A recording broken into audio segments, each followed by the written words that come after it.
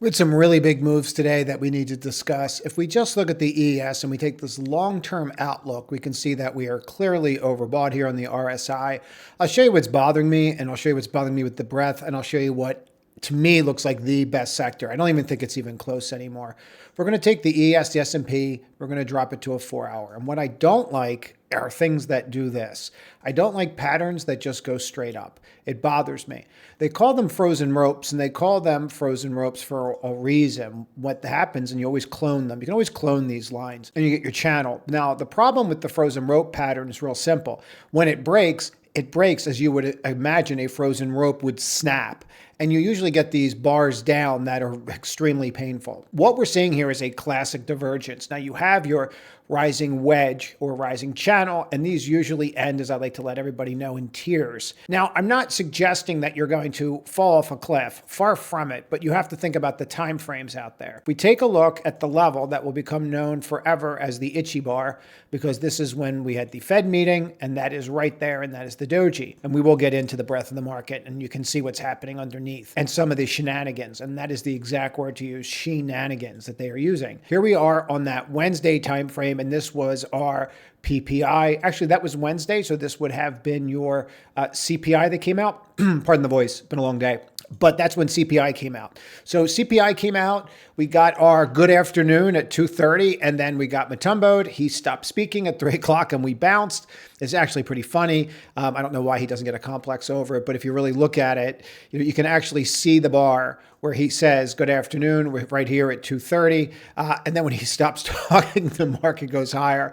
So, I find it humorous. But nevertheless, can we come back down there and test? Yeah, I think this is where we're going. I think this is the test. Now, what does this really mean for you? You're talking about a 1.5% to 2% drop. So you're not really talking about the end of the world. But this is starting to shape up that way. And I think the breadth, if we go from this point over, you're going to see it. It's really hard to miss. You've been bonking your head on the channel. And if we look at the lower end here of this channel as well, you have some real issues here where you have that negative divergence. If we go and take a look at the NQ, for example, and we can see that as well. And I'll just show you this. You can't miss it. There it is. So I actually, when we started to see this break today, I actually shorted this, and then I shorted Tesla, and it went very well. I see the hourly. You're oversold. You are 100% due for some kind of reversion or bounce here on the short term. But what usually happens with this is you have some kind of bounce coming into tomorrow, and then the retail gets warm and fuzzy, and then wham, they get Matumbo'd right into it. So for me, again, I would just watch what I will refer to as the itchy bar. And as always, you're going to note that, again, it's always crazy, but it does work. If you could just mark off those levels where you see those PPI algorithms and those dates, they are conceivably like the dates to watch. It's just crazy how it works. But if you were to look at this drop and say, okay, well, where can we drop to? And we're looking from up in this area, yeah, you could drop about 2%. Now, I see the roll up here and how it was rolling earlier, and it is what it is.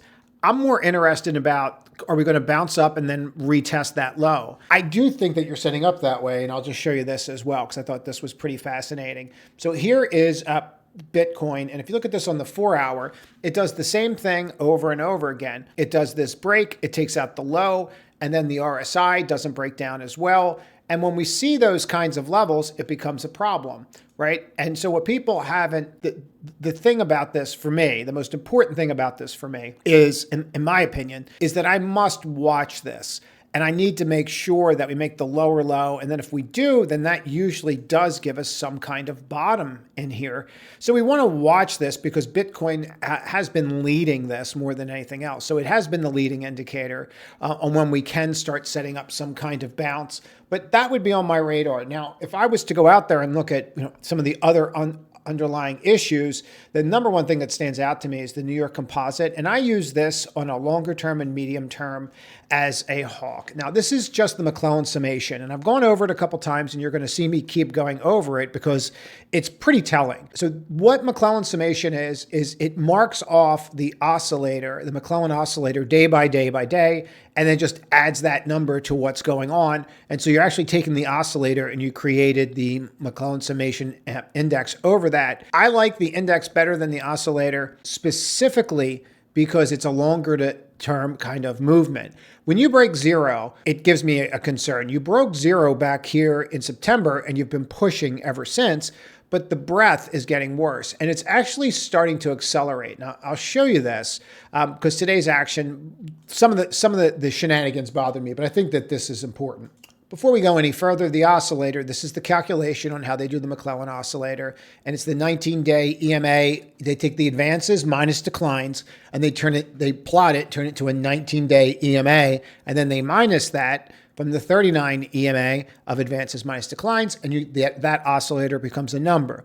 They take that number and they put that number into the summation. And here's the definition. Daily values McClellan oscillator produce an indicator known as summation, basis intermediate long term. That's exactly how I use it. The calculation from neutral to 1000, they changed that because now they ratio it. And the ratio to me is a lot better because you can look at it from a relative standpoint. So while it's not something that we need to really hang our hat on, I think there's some things here that concern me. The breadth is getting worse. And if the breadth gets worse, it accelerates. It doesn't miraculously get better. And you're coming up on the end of quarter, so you're going to have some repositioning here with the recent cut too. So it makes you wonder what institutions are going to do. But that rolling over right here, and I can't be any clearer about this. I mean, everybody sees the undercut here, and you're in an environment where you're overbought. Now, usually what I get from these comments is, well, Saturday you were bullish. That doesn't affect the day-to-day of what I have to deal with every single day. Every single day I have to look at the data. The market is not static, it is dynamic. And from my standpoint, you have tactical and then you have cyclical, strategic. I've walked through the different time frames before. So I have to look and say, this is what happened today. What do I do tomorrow about it? And that's very important. Now, once we understand this, we could go back and we could look at some other indicators. But I think the most important thing about this is it's not really getting better anywhere else. In front of us is the NDFI. Now, the NDFI is going to be the NASDAQ 100 50-day and the percentage. Once we break that 50%, that is usually where we wind up having a demarcation. So if I go to that demarcation where we just see a 5 on it, boop, and we look at those levels and you went back and say, well, this is where we broke March 3rd, or this is where we broke December 16th. If you did something as simplistic as just took the NDX and overlaid it during these periods of time, and we can just pop this in real quick. Sometimes I like doing this stuff while we're talking because people always are like, how did you get that up there? Or how do you do that? This is pretty clean to show you. But if I show you that 50% break here, and you look at where the market is, or I show you that 50% break here, which marked the top of the market, any of those 50% breaks, while they might not mark the absolute top, they definitely confirm the break to the downside and they confirm the pressure on the market. It doesn't mean that certain names are not going to go higher, but conversely, it does the same exact thing. If you flip the 50 and you go back to the upside, you'll see these breaks and that you have follow through on them over and over again. And it doesn't mean that miraculously you're going to make your margin call or whatever you're worried about, but it does mean that, hey, you are going to see some positive momentum. And of course, you just have this that marked it off perfectly. And then you could see since we've broken, people are struggling now, whether they want to admit it or not also. If we take a look here above us is the S&P, and we can see that the S5FI, which is the 50-day here, we're above 50. So the S&P is doing better and has better breadth. Whenever we have better breadth on the S&P than the NASDAQ, it does become somewhat of a concern because you actually want the NASDAQ to be broader because that's where the high beta names are. This means that we're getting a little more defensive when they're doing a little bit better. And I've showed in the past how you could actually turn this into an indicator. And the market tends to do better, meaning you divide the percentage of the S&P by the NASDAQ. Now, when the NASDAQ and the S&P starts outperforming like it's starting to, that usually means that we're in for it and we're going to wind up having some selling off in the higher beta names.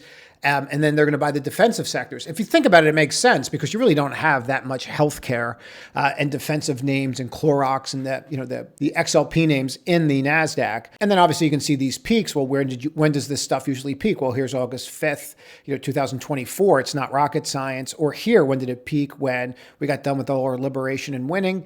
And you can see that, that's when it starts coming down. Well, now it's starting to go back up. So that usually does mean that we're either going to tread water or that we're going into more of a defensive stance. And it does seem that way right now. And I think that we should just kind of keep our head on a swivel. And I'll point out some things that look good and some things that are concerning. So I'll just get right to it. I don't see a sector that looks better than uranium. I keep looking at some of these names that were in from the OKLO, and where I'm trying to get, tricky and trim it and do all these like crazy things with it. And, sometimes you can't see the forest through the trees, but we bought this in the 60s.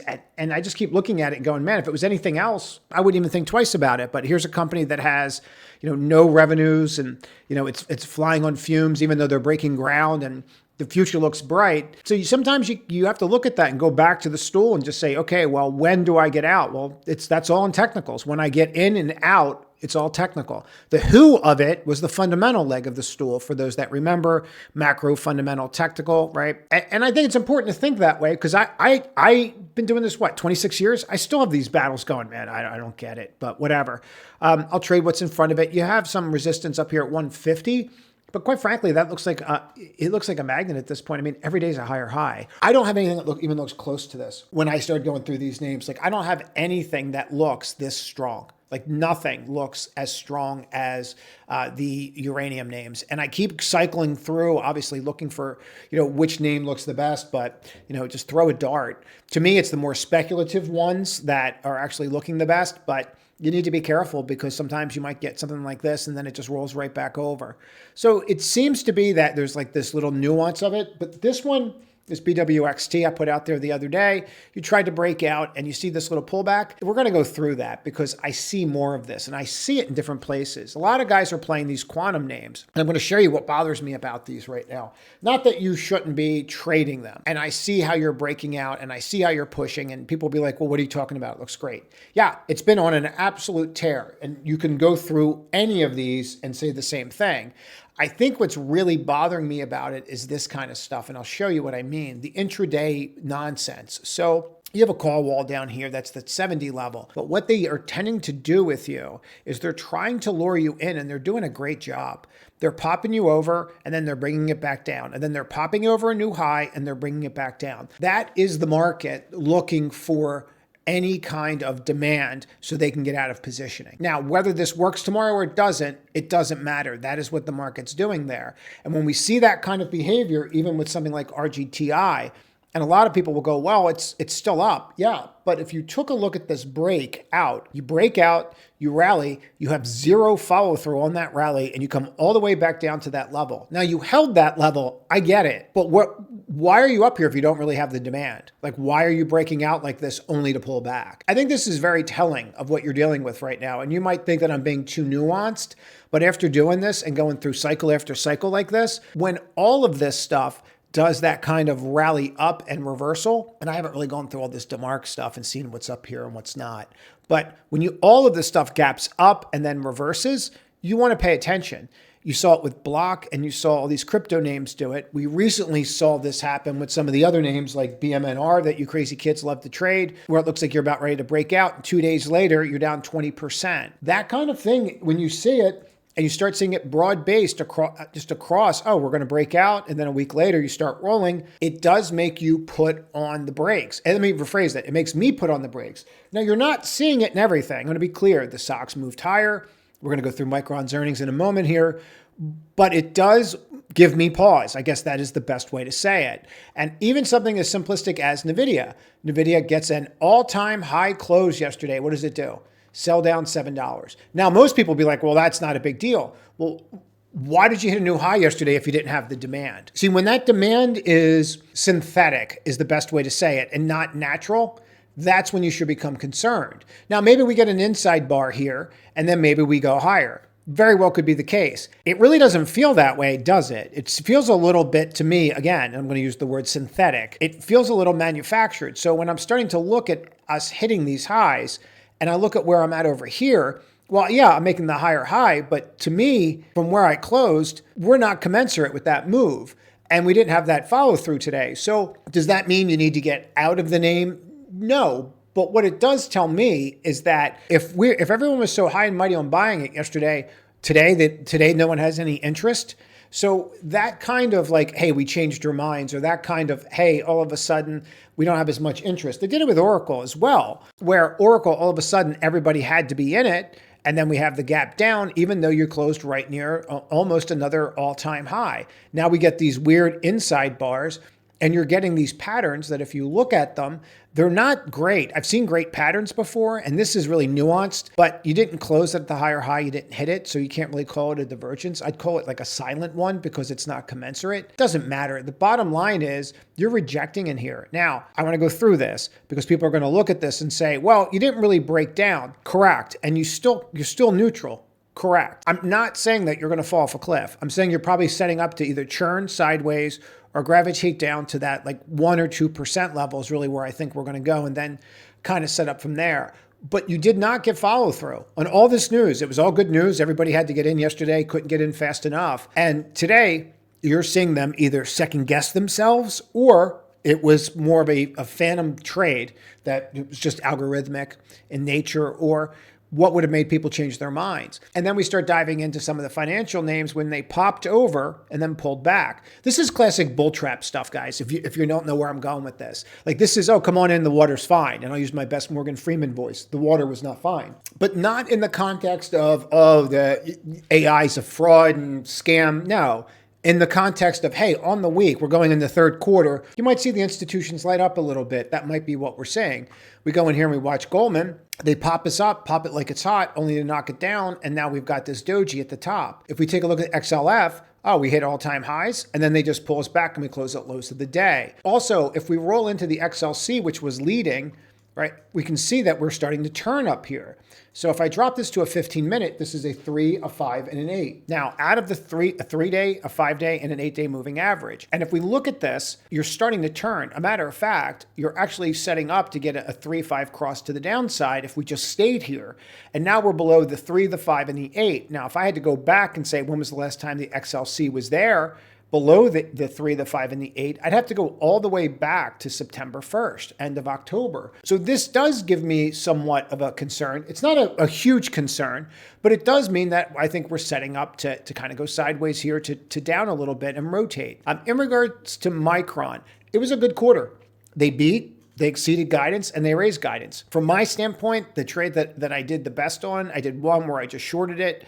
I made the money, and then I got out before the quarter. I tried to get out before the conference call. The conference call seems to have gone well. I haven't listened fully to it because I wanted to record this for you guys. But if we take a look at the levels here, this is what we're dealing with. And so you are working your way back up. This is really what you want to see if you're long. You are up on the day. I don't see the follow through with some of the other names. NVIDIA is basically flat. If you go and take a look at STX, they are trying to regain some of what they lost. WDC as well, trying to regain some of what they lost. SanDisk, which is very similar, they are also trying to regain some of what they lost today. Speaking of that, when you see these kinds of sell-offs that you see today, as we did see in like the NQ, if we go drop that down to the 1 minute and we take a look at that and see what actually happens there, you can see how we just fell off a cliff and then we just stopped and parked. Well, you are getting these divergences down there that are telling us very clearly like, oh, hey, the water's fine again. And you could see them down here. But we didn't snap back. And again, just because you get a divergence, yeah, it might mean that you stop going down, doesn't mean that you're going to go higher. And you can see that right in here, right? But more importantly, when you see stuff like this that happened with Tesla, same exact trade. Tesla did the same exact thing. Here's the divergence. There's your undercut. There's your snap back on that 5 minute. So you're buying and then you're using that low as your stop. And then, there's a trade there. But more importantly, you didn't go anywhere after you were done. And then when we start looking at some of these leading names on like the hourly and then start looking at the 4 hourly, like we're up there and we're starting to roll over. And this is the kind of behavior that you really need to start paying attention to, that I think you need to start paying attention to. Because when we start seeing divergences like this, it doesn't mean that you're going to, completely collapse, but can you get to these levels where you retest some of these, breakout levels like 370? Sure, of course you could. And I think that that's really what we're setting up for. Now, if we got rid of all the pre and the post stuff and we just focused on the now, Amazing how slow TradingView was today, wasn't it? I really don't know what their issue was. But if you focus on the pre and the post, no, it's not as, without the pre and the post, it's not as strong, but it's still there. So I think the most important thing for us to do going forward, and I don't want to get into Itchy, they should never have him speak. It's an absolute disaster every time the guy speaks. But I think the biggest thing for us is to watch Micron. We can watch some of the other big players that are out there that are moving right now. I do think that you want to see how Micron acts and see how SanDisk acts tomorrow, 100%. And you definitely want to see how the STX acts tomorrow on this news, etc., as well as Western Digital. But I do think that what I saw out there today was a lot of, hey, come on in, the water's fine. And then they're rug pulling us. And you might look at it and see, well, this is nuanced. It is nuanced. And that's why I'm pointing it out, because if it was obvious, you wouldn't need me to explain it. That is it.